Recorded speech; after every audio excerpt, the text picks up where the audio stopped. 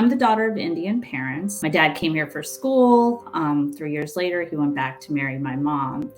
I was born in New Jersey, but as a kid, I moved around a lot. And when I was about 9, we had a chance to go back to India. And it's probably the one point in my life where I really reflect on my Asian identity. It was a time when we were immersed in our family traditions, customs, and culture.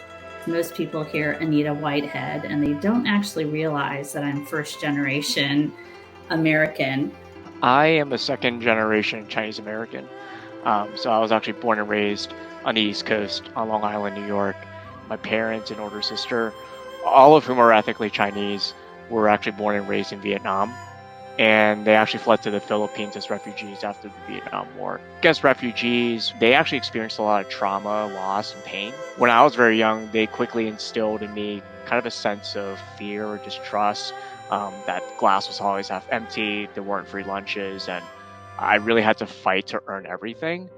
And I think they did it to the point where even I started feeling a sense of fear and distrust towards my own family and feeling like I had to fight to earn their approval or their affection. And I think a lot of APIs can resonate with that, feeling like they have to perform to receive approval from the family. And that's what I've enjoyed the most in navigating my Asian identity, to know that everyone has their own story and that we can share, walk, and navigate our identities together. It's largely family-based, I would say. My experience with navigating my Asian identity in the United States started with introducing my name. My name is really just the service level of my experience as an Asian woman living and working in the United States. But I think this is a starting point from which my journey as Asian identity takes place. Should I introduce myself as Ruby, or should I introduce myself as Ruxian? One is the American name I go by, the other is my real name. Many people couldn't really pronounce my real name Ruxian correctly, or they don't really remember my name if I only introduce myself as Ruxian.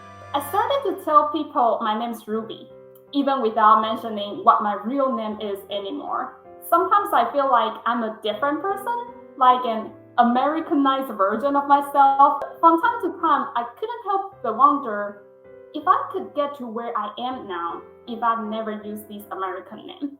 Being Asian American to me means that you're constantly straddling two worlds, caught in the middle, never being completely part of one or the other. Living in Asia my whole life, my friends and family never considered me fully Asian, and I was always, the American girl.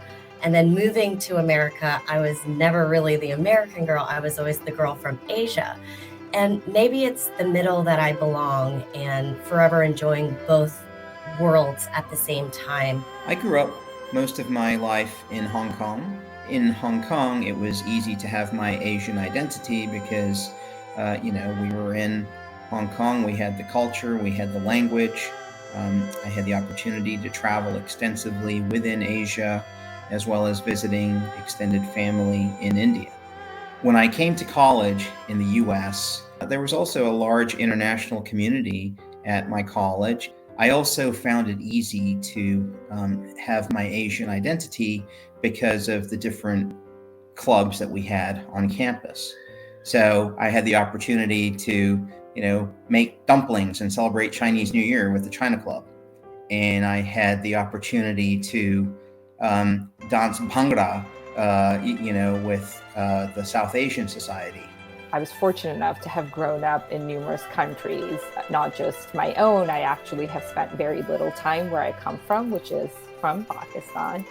And having grown up primarily in the US and some other countries, I have a lot of times felt more as a misfit, so not fitting in either world, because my background and the cultures I've grown up with has been so diverse. So while I definitely take on my Asian identity as an adult, as a child, it was definitely more of how do I fit into things. I'm much more comfortable at this time of my life being accepting who I am and actually embracing that background. As a kid, it was definitely challenging. I can say that my upbringing has instilled in me to be people-focused and service-oriented. We have a saying in the Filipino that says pakikisama, meaning we're hospitable. We're happy when we have unexpected guests coming into our house, and we always say, "Hey, are you hungry? Do you want to have something to eat?" Even if we have a little bit of food, we are happy to give them what we have in the house. To me, being an Asian Pacific Islander is how I serve the people of the firm and the community beyond its metrics. It's how we power up this acute sonar that is constantly listening to our people, the challenges they face, and giving them that platform to share their ideas, their thoughts, and as various events unfold around the world, especially during that time, how do we reach out to that community and pull out their concern? What are they facing from both their homes, how they are able to conduct their work and serve our clients? What we have faced ourselves could be something that a different community or a different BRG has faced.